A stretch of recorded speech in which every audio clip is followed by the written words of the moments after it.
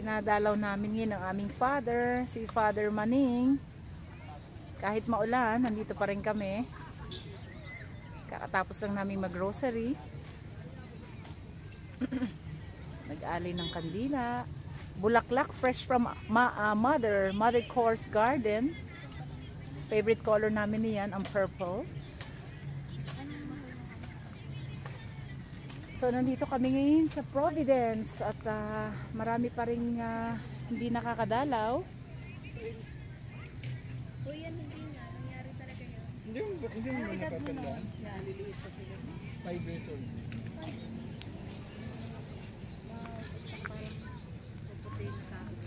Maputi, babae at lalaki. Isa matandang. Tapos tita, may tumatawag doon sa... May telepono kami nun, di ba?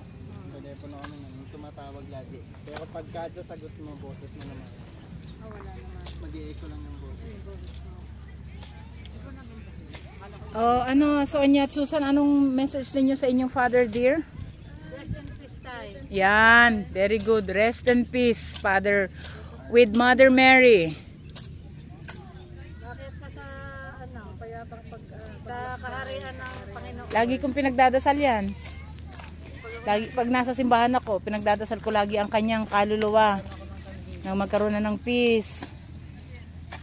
Mapunta sa heaven. Peace. Tapos sa din issue nga dun sa ATM, yung EPAL na manager ko. Kasi hindi ko siya friend. Huwag ka muna mag-alat, naka-video.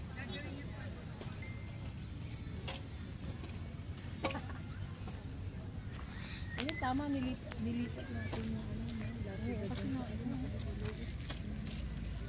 parang mas kasi nilipawasin ko siya pa rin. Hindi kasi nilibabaan namin yung lati.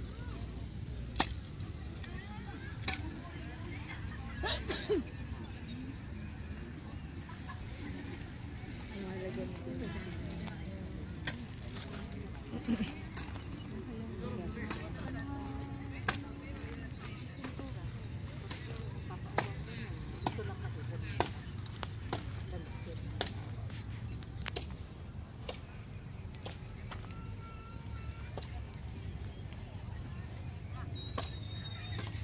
Napakaganda dito sa Providence. Napakalawak ng lupain nila. At maayos naman yung kanilang management dito.